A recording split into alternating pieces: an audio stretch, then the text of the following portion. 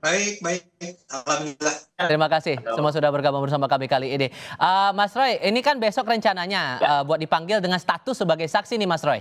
Sesiap apa menghadapi pemeriksaan esok hari di Mapolda? Ya, santai aja.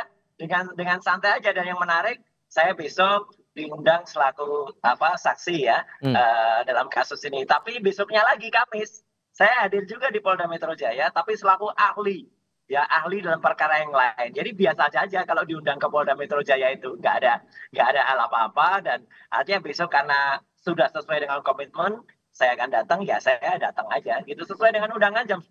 Insya Allah Mas Tifal, saya akan hadir dan semua pemirsa Kompas TV juga bisa menyaksikan. Saya komit ya, karena memang kemarin memang belum bisa hadir karena apa? Saya menyelesaikan acara-acara 17 Agustus termasuk buku.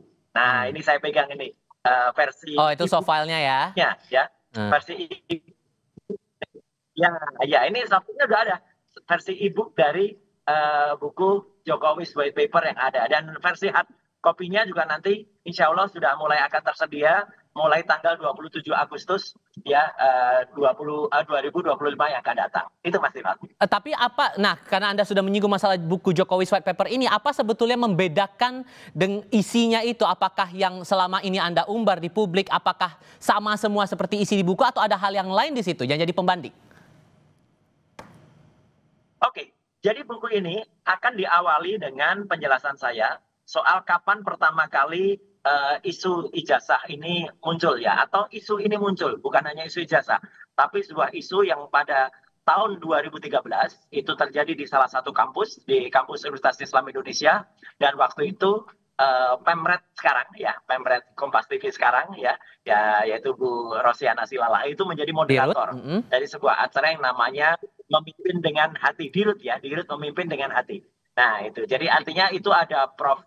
Mahfud, ada kemudian juga Buya Syafiee Ma'arif, ada juga Jokowi. Waktu itu mereka diskusi, dan ini diskusi di kampus loh ya. Jadi kalau ada orang bilang kalau itu candaan, saya kira itu nggak candaan.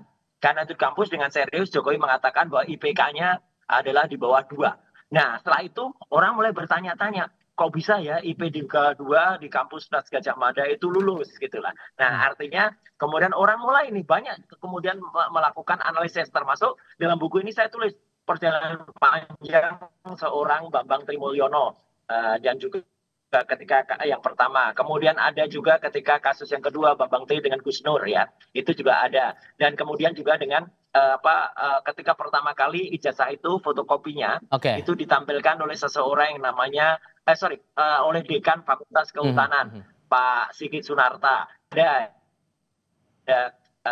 tahun 2022. Kemudian ketika Dian Sandi posting itu semua lengkap, dan kalau yang selama ini mungkin orang membacanya terpotong-potong atau terpatah-patah ya Mas Tifal dan juga pemirsa Kompas, itu kita akan lihat dalam buku itu detail banget, rinci banget, sesuai dengan semua bukti-buktinya, bahkan link-linknya pun kami masukkan. Kalau ada video, link videonya juga kami tuliskan, dan itu panjang, ditulis dengan sangat komprehensif, bahkan dokter menuliskan rumus-rumusnya. Gitu. Tapi di sisi lain kalau Anda menangkapnya Bung Ade, buku yang diterbitkan oleh Bung Roy Suryo CS ini sebagai bentuk transparansi karena dasarnya ilmiah, atau ada upaya untuk menyudutkan posisi Pak Jokowi? Ya, gini, kalau disebut sebagai karya ilmiah, ya maka dia seharusnya memang memenuhi syarat-syarat sebagai sebuah karya ilmiah ya. Apa itu? Misalnya kita harus baca, misalnya pertanyaan penelitiannya apa sih? Apa yang berusaha dibuktikan dari sebuah karya ilmiah tersebut?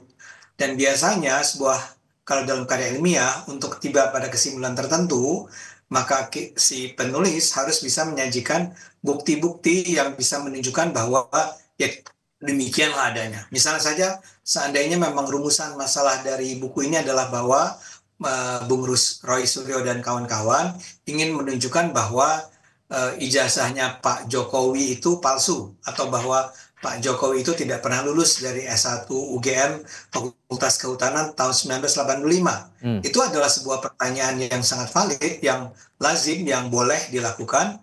Nah, untuk itu kita berharap bahwa di dalam buku tersebut, dari halaman 1 sampai halaman 700, Bung Roy Suryo dan kawan-kawan bisa menunjukkan apa saja yang dijadikan alasan, apa saja yang dijadikan bukti, empirical evidences, bukti-bukti empiris, untuk agar kita tiba pada kesimpulan bahwa karya tersebut adalah sebuah karya atau ijazah Pak Tapi ini Jokowi malah adalah kebalikannya ijazah menurut palsu. Anda begitu ya?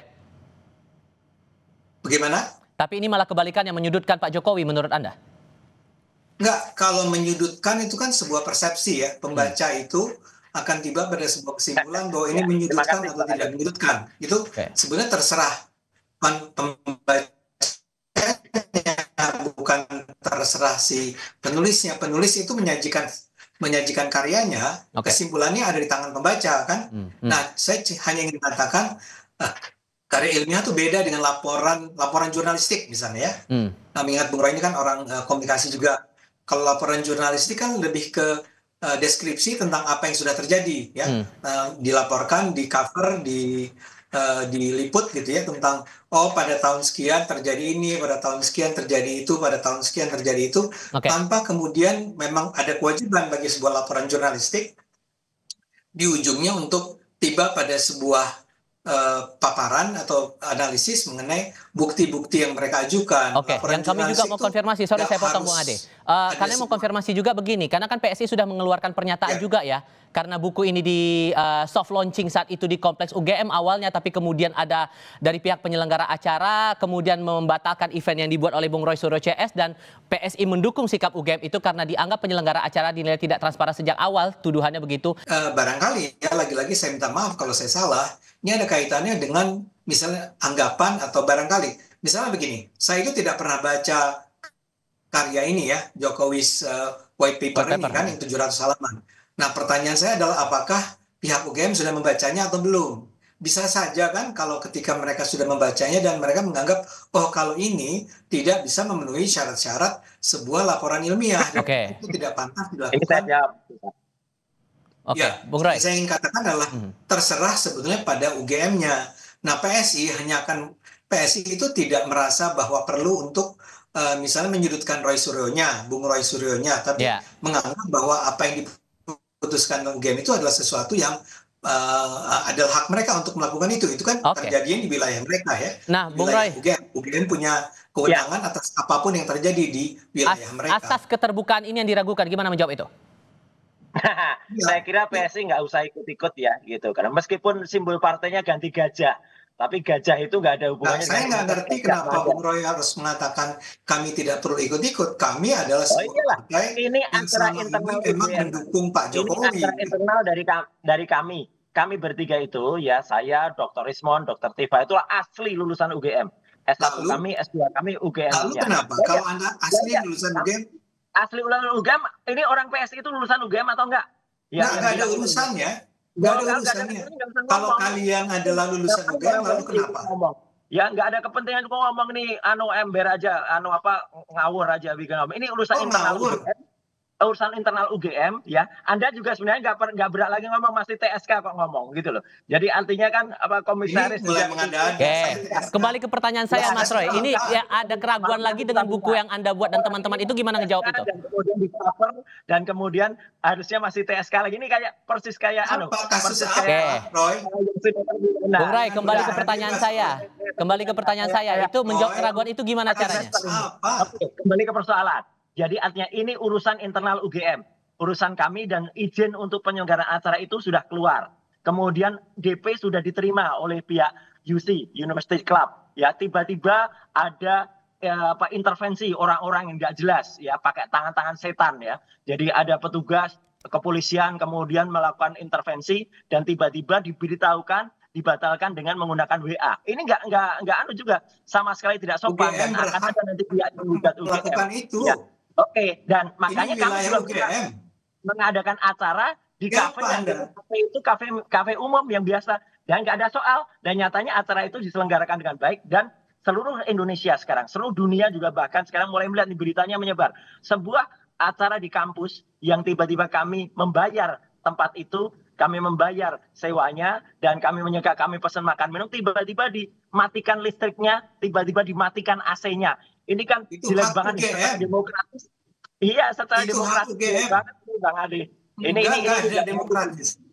Iya, itu adalah hak UGM untuk menentukan apa yang boleh dan tidak boleh terjadi. kasar kampungan ya. Apa yang dilakukan UGM dan akan ada gugatan nanti. Ya, kalau kemudian ada yang protes dengan isi buku ini, Mas Roy, dan kemudian ada mungkin saja kemudian ada Pak Jokowi merasa tidak suka atau ada keberatan dengan isi buku itu dan kemudian Anda dituduh melakukan fitnah, Anda siap nggak menghadapi itu?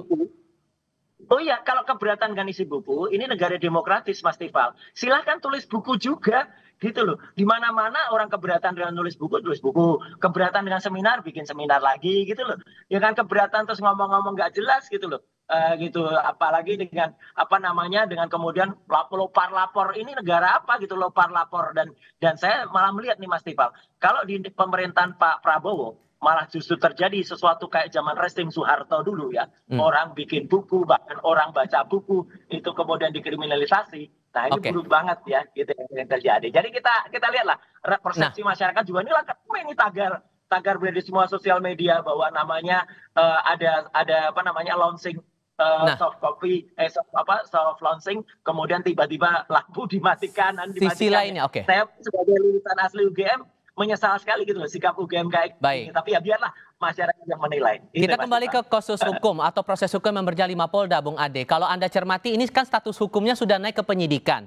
Bung Roy Suryo dan beberapa pihak yang terlapor sudah jadi saksi di sini. Menurut Anda ada kemungkinan tidak buat mereka naik status jadi tersangka atau ada tersangka lain di balik ini? Jawabnya nanti, kita jeda sebentar. Kami segera kembali.